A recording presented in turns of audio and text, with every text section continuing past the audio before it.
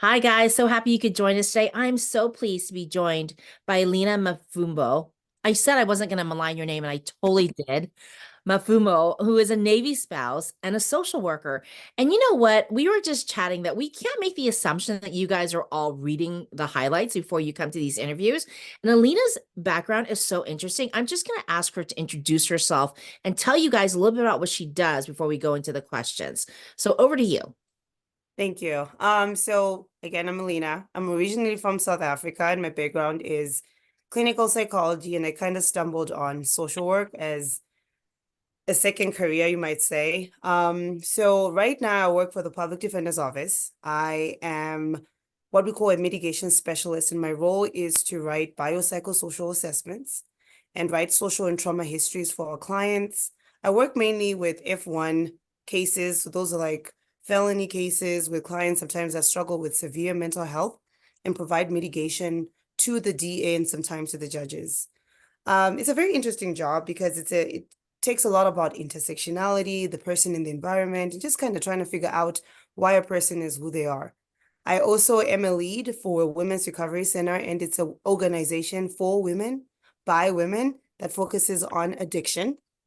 I also have my own little private practice as well, and I'm a doctoral student at the University of Kentucky. And I do a little bit of research, and I'm a mom, and I'm a wife, and all the things. All the things. I laughed a little bit because you kept going, and then I do this, and then I do that. Oh, in the 2 hours I have left, I sleep. Um, That's true. so I think that's why I wanted you to tell everybody a little bit about your background because to me, I read your story and I just see lifelong learner, right? And I mean, I think that's something that a lot of people struggle with is how do you know? Like, how should they know? Well, how did you know when it was time to go back to school for the next degree? So I would say that, like I said, my background was clinical psychology. I wanted to be a psychologist. And when I moved to the United States, that was the goal. However, I didn't have any work experience prior to coming to the United States. And it was a very challenge to transition from my psychology degree in South Africa meant a lot. And then coming to the United States and being taught that a bachelor's degree didn't really mean anything. I had to have like a graduate degree to do. However, I didn't have any experience, and all the graduate programs were asking for 2 years of experience Yeah. in the field, and I didn't have any.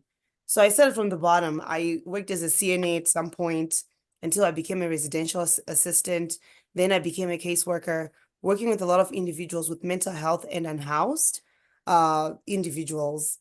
And in there, I started interacting with a lot of social workers who just carried themselves with grace and were very empathetic and compassionate in the way they interacted with clients. And I thought that was a new perspective that I'd never seen.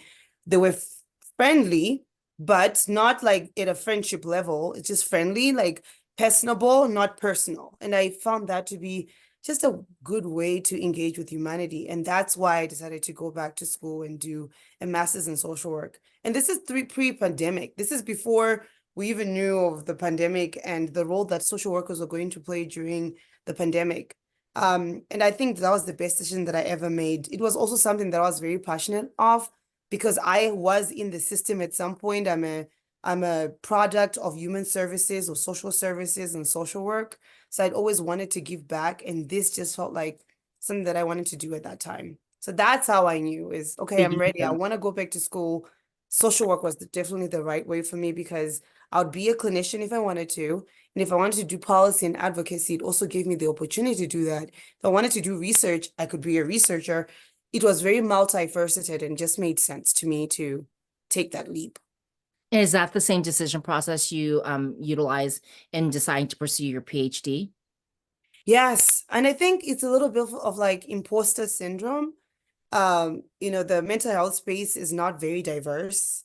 And sometimes like when I did a little bit of rural social work at some point in my career, and the question was always, are you educated? Do you have the degree? Do you have the qualifications?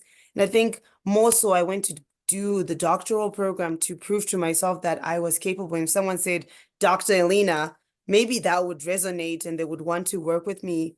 So it was more like an internal and an external thing. But at the same time, the doctoral program gives me space to enhance my clinical skills, so it advanced clinical skills.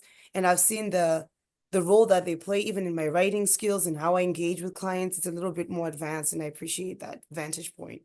No, that's a great perspective. And I want to kind of pull on a thread about something you said a little bit earlier, where you were talking about not having any work experience. So you had to get some experience. And this is something that a lot of military spouses experience, the ones that are pursuing social work. I hear from a lot of people that they have challenges progressing in the field because of their inability to get practical experience, right? After they finish their coursework. Do you have any tips for those people? Honestly, the one thing is I just say advocate for yourself. Unless you speak up and you engage with your field supervisors or your professors to what is going on, they won't know what is going on. I also say, as a social worker, I've learned that we are a community, so you have to know people. I spend Mm. a lot of time on social media sites, LinkedIn, Facebook, Instagram. There's so much happening out there that a lot of people are on social media, and I introduce myself and what it is that I'm doing and create opportunities for myself. Say, this is kind of where I'm at.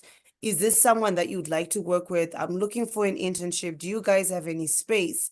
And I've seen that has really gone a long way. Even with referrals, like I get referrals from people I know in the community. So I'd say try to build a community outside just being a military spouse. Like try to build a community within the social work space, even on Facebook. There No, are that's so many really groups smart. out Yeah. there. And also Yeah. LinkedIn, right? I imagine LinkedIn is really valuable for that too. Yeah. Yeah, it is. And like I said, networking to me has been the most valuable. I introduce myself. I'm not shy to do that. I don't know where the relationship is going to go. I don't know how the conversation is going to go, but I'll at least try.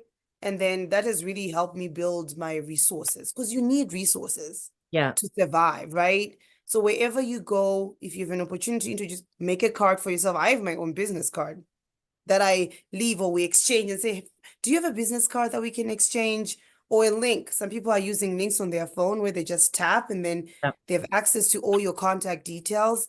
Continue doing that. And I'll say, if you hear anybody looking for a clinician for this type of work, please let me know. And surprisingly, I do get a lot of referrals like that. No, that's awesome. And like it's music to my ears to hear you say that networking plays a critical role in what you do. And I think that's exactly right. And I think for some people in some fields, associations are also going to be really important for them because like you were saying, for the industry. So I know that like one of the fascinating things when we picked you for a highlight was, holy cow, she's doing some really interesting things. Like, I don't know that like your field is something that people would have even thought of as a possibility, right? There's so many opportunities for people, not just military spouses, but for everyone in the field of social work. How do they find these opportunities? And like, what would you say to military spouses who are looking for opportunities that won't be limited by the transient nature of their lifestyle? I would say the biggest thing for me has been identifying the things that I want to do with my life and where it is that I want to go. So I creating an identity for myself, right? And obviously identity, I think, is something that you continuously grow, you find more interest, you lose some interest and all of that stuff. I would say being a go-getter, networking, introduce yourself, create LinkedIn profiles. I have Facebook profiles. I am on Instagram, and all those social media sites are in conversation with each other. So if I post something on LinkedIn, you'll find it on my Facebook, you'll find it on my WhatsApp, you'll find it on my Instagram, whatever it is, whatever interest that I have. As I create this identity and community for myself to engage with other people. So I'd say sometimes we get so engrossed in supporting our husbands because they are providing a service to our country, which is definitely amazing. So it's very difficult sometimes to find an identity within that, apart from you being a military spouse. And I think that is just so important for you to try to explore that and figure out what it is that you want and find ways to fill your cup, navigating through the continuous movement that we have to do. After a couple of years, you have to move to a different location. So how do you even navigate that? For me, also figuring out what my priorities are, and my family is my priority. Of the two of us, I am the flexible one. He can't be flexible. I mean, Right. there's just no way, right? So I have to work within my scope. So if it's a job, there has to be flexibility. It's something that I have to negotiate when I sign the contract. Like I need to be home most of the time. Like my work, I need to work mostly at home so I can be there for my family. If you can find national organization nowadays with I think there's a policy here in Colorado Springs that if you're a military spouse, you're allowed to get a license as a social worker for 3 years that allows you to practice throughout the whole country. And I think that's amazing. So utilizing that sort of stuff, which means you can be a therapist online. If you're a social worker, you can do your social work online. You don't have to be in person. If family is your priority and you don't want to leave the house. So again, if you know who you are and what you want, start there and then start finagling all these other processes that you have to go through, considering that the person right now who's the focus is my husband. I just have to finagle and work it through as I go along.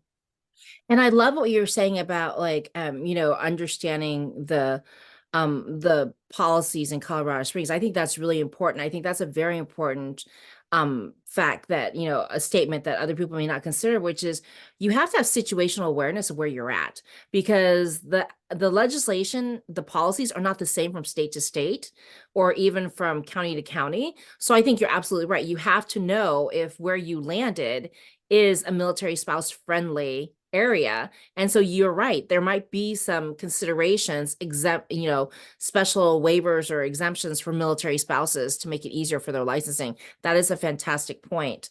And you are repeating what a lot of our other highlights have also said, which is basically you can have it all, you just can't have it all at once. And it's not, like the state you're in right now is not necessarily the state you're going to be in. Like we were talking about our friend who is an empty nester, right? And so like what she's able to do as an empty nester is very different from what she's able to do as somebody who has two school-age children at home, or someone who might have special needs children at home. So yeah, I love that reminder. I feel like we could chat about this forever, but I mean, I want to keep this concise so everybody remembers your lessons.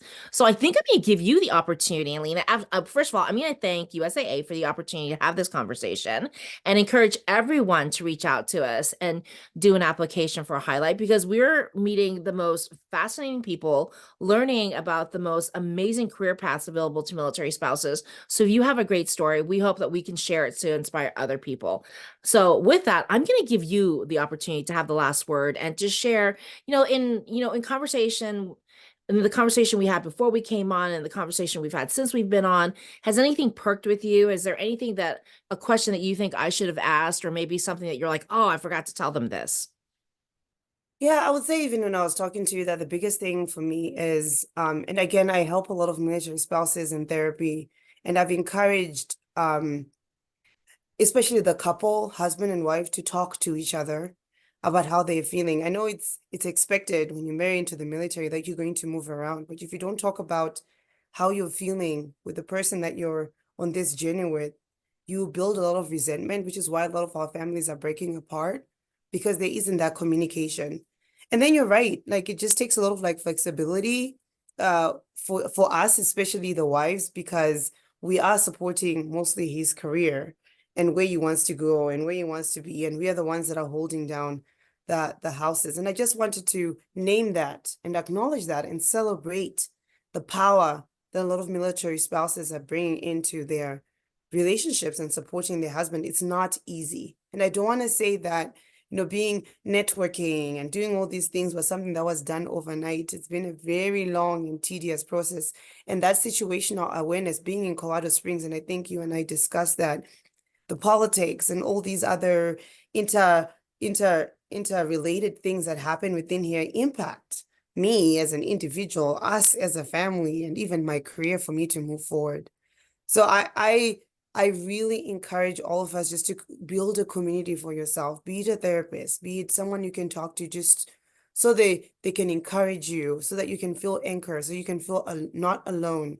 You are not alone. And obviously reaching out to, I really appreciate the opportunity that you guys gave me to speak on this. So thank you.